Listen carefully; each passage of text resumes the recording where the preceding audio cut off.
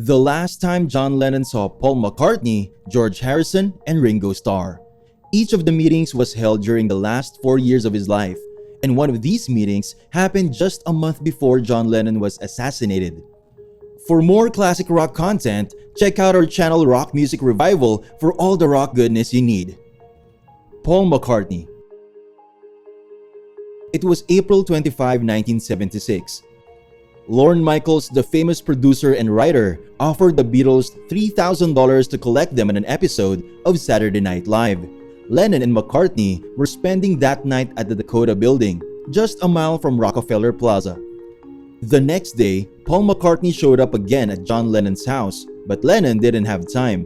Paul McCartney and John Lennon never saw each other again. But the pair of friends stayed in touch. George Harrison.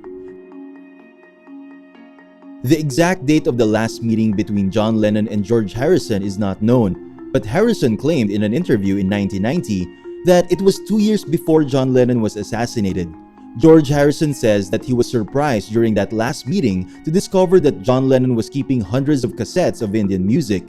He brought those exotic sounds into the studio during the Beatles era.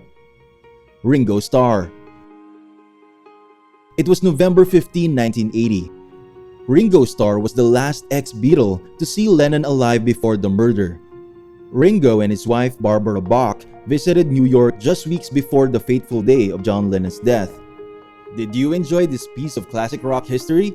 We got loads more for you in our channel, so go ahead and visit us, subscribe, hit that like button, and click that bell icon so you'll never run out of the best rock and roll content there is. So see you on the next one? Alright, rock on!